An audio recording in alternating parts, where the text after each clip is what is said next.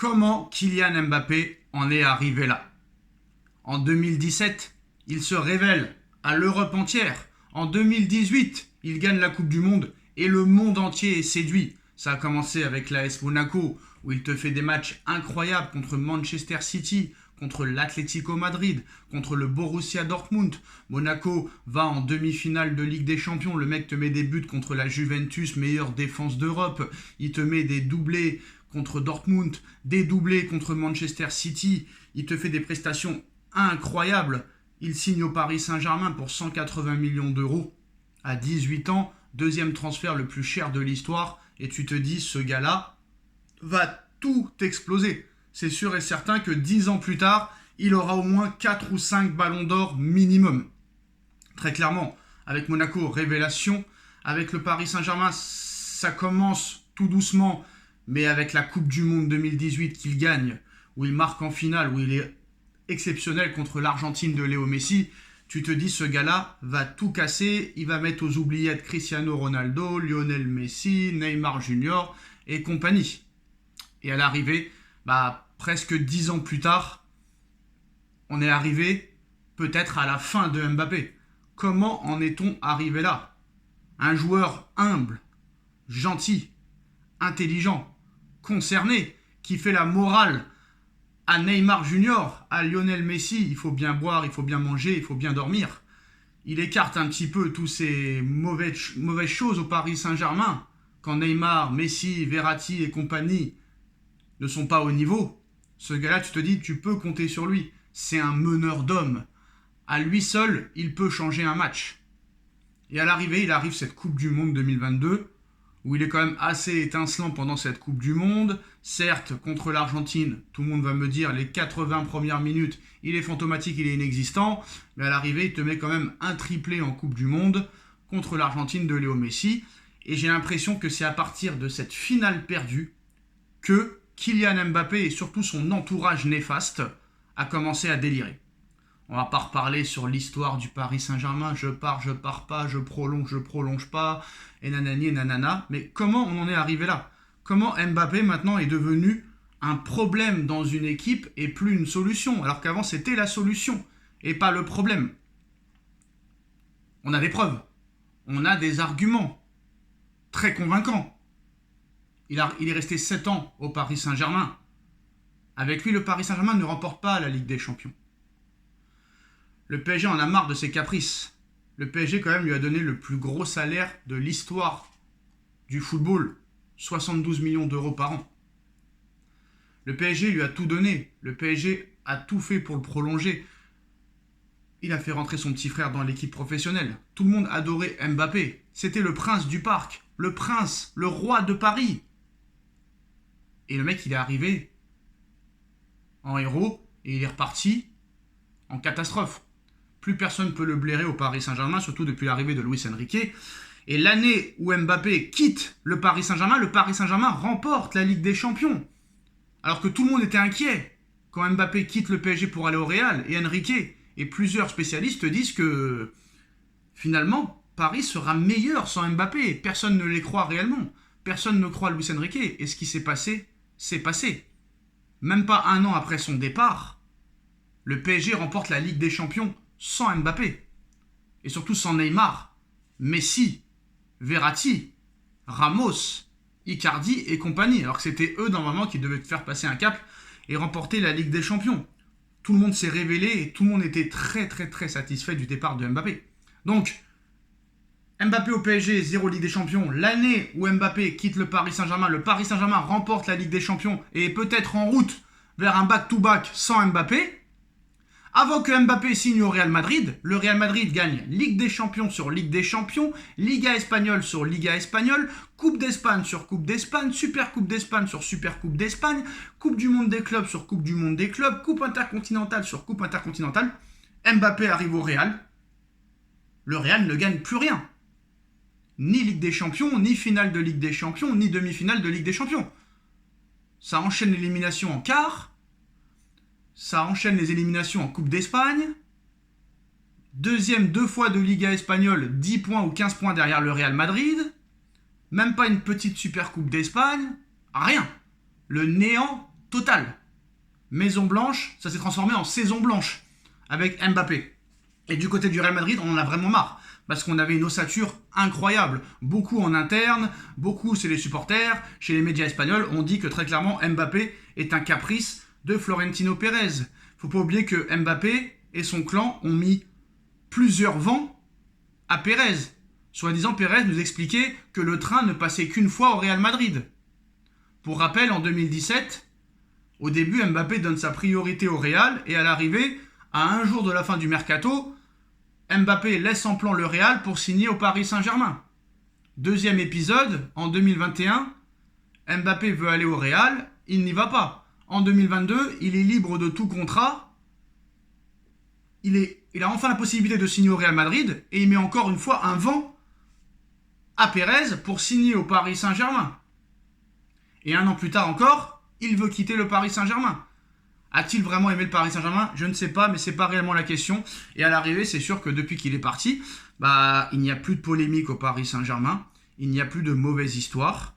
Ousmane Dembélé, qu'on disait en 2023 que c'était la fin de sa carrière et que très clairement, Dembélé fera toujours du Dembélé et qu'il n'évoluera pas, il ne changera pas. Et un an plus tard, tout le monde pensait que c'est Mbappé qui allait avoir le ballon d'or, mais à l'arrivée, c'est Ousmane Dembélé qui a le ballon d'or avant Mbappé, c'est Ousmane Dembélé qui a la Ligue des Champions avant Mbappé, c'est Dembélé qui a le FIFA The Best avant Mbappé, enfin, etc., etc. Et à l'arrivée, peut-être que Dembélé va avoir un deuxième ballon d'or consécutif. Back-to-back lui aussi. Mbappé arrive au Real Madrid, comme le Messi. Le Real avait une ossature, Vinicius exceptionnel, aux portes du ballon d'or. Un Bellingham exceptionnel. Un Rodrigo incroyable. Un Valverde, je n'ai pas de mots, sur un nuage. Et à part Valverde, les autres ont coulé. Tous les autres ont coulé. Bellingham n'est plus l'ombre que lui-même. Rodrigo a complètement disparu depuis l'arrivée d'Mbappé. Et en plus de ça, il s'est blessé. Quand il y a Mbappé, Vinicius est fantomatique. Quand Mbappé n'est pas là, Vinicius est subliminal. Ça pose quand même question. Et force est de constater que quand le Real, cette saison par exemple, joue sans Mbappé, le Real gagne. Regardez, Mbappé pendant sa blessure, au mois de février. 5 matchs sans Mbappé, 5 victoires du côté du Real. 2 victoires contre Manchester City. Mbappé revient, le Real ne gagne plus un match. Comment on en est arrivé là? Parce que quand même, Mbappé au Real Madrid, c'était censé être l'histoire parfaite. Le meilleur joueur français, qui rejoint le plus grand club du monde, une machine à gagner, une machine à titre, qui récupère une superstar. Sauf que voilà, aujourd'hui une question commence sérieusement à se poser. Est-ce que Pérez doit vendre Mbappé? Et on y réfléchit apparemment en interne. Aujourd'hui vraiment ça se pose la question. Et si Mbappé était vraiment le problème du Real Madrid, mais en plus de ça dans un collectif. Manque d'effort, déséquilibre tactique, tension interne, pas de pressing, pas de défense, et surtout des résultats qui ne suivent plus comme avant. Donc voilà, dans cette vidéo, on va un petit peu analyser ce qui ne va pas et pourquoi la situation devient de plus en plus préoccupante et critique. Et en plus de ça, non seulement sur le terrain, il pose problème, dans le vestiaire, il pose problème, les joueurs l'accusent d'être professionnel ou improfessionnel. Et le Real Madrid en a marre de son comportement sur le terrain et en dehors du terrain. En plus, il y a des vidéos qui ressortent de l'époque du PSG, là au Real Madrid, en équipe de France. Et le Real songe sérieusement à s'en séparer parce que le Real Madrid reste le Real Madrid. Il ne faut pas oublier que Pérez a viré Cristiano Ronaldo, a viré Gareth Bale, a viré Karim Benzema, a viré Varane, Ramos, Casemiro et compagnie. Donc on ne va pas se mentir, c'est sûr, il y a encore quelques années, Mbappé individuellement, qu'on l'aime ou qu'on le déteste, c'était un monstre. Vitesse, finition, explosivité, voilà, il n'y avait pas réellement grand chose à dire. C'était vraiment un football incroyable. C'est un joueur qui pouvait vraiment, comme je l'ai dit en amont, gagner un match à lui tout seul. Mais le problème, il est là. Le football moderne, surtout dans un club comme le Real Madrid, ce n'est pas juste une somme de talents. C'est un collectif maintenant qui prime. On l'a vu avec le PSG. Et Mbappé donne parfois, enfin non, même pas parfois. Là, en ce moment, il donne l'impression d'être complètement à côté du collectif. Aucun effort défensif, aucun pressing.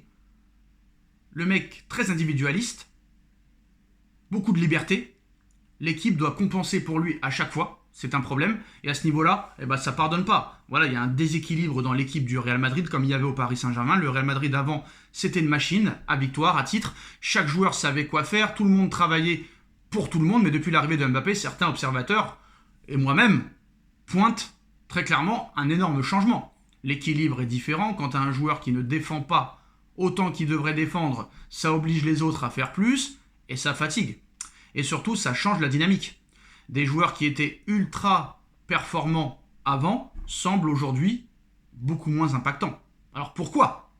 Parce que le jeu tourne plus autour d'un seul joueur, Mbappé, et ça, dans un club comme le Real Madrid, ce n'est pas du tout bien vu.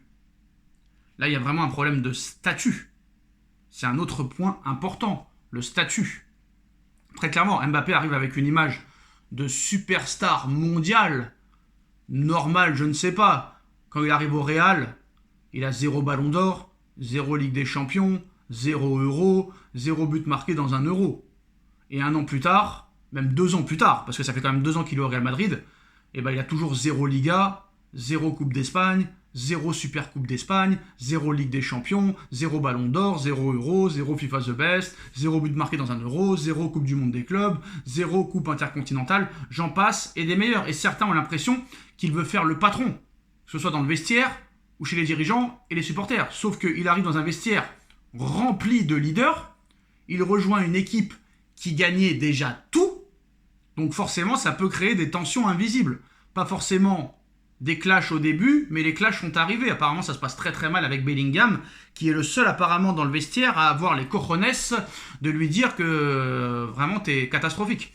Et ça donne des frustrations, et dans un vestiaire, ça se ressent très très vite, surtout avec les égos qu'il y a au Real Madrid. Donc les signaux qui inquiètent, il y a aussi beaucoup de signaux, des choses énormes, pris séparément, mises ensemble, ça commence à faire beaucoup, des critiques sur son implication, sur son comportement, des matchs où il semble décrocher, des périodes beaucoup moins efficaces collectivement quand il est là que quand il n'est pas là, et même en dehors du terrain, son comportement est scruté. Quand un joueur est blessé, mais reste très exposé médiatiquement, comme il le fait là avec sa petite amie, et soi-disant blessé, et le mec il est sur des yachts dans des restaurants en Italie, ça alimente les débats, et ça pose des questions en interne. Encore une fois, c'est pas un crime, mais dans un club comme le Real Madrid, l'image compte énormément forcément. Donc la vraie question, elle est là. Le Real Madrid peut-il fonctionner durablement avec Mbappé si Mbappé ne change pas son comportement, son état d'esprit et son jeu ?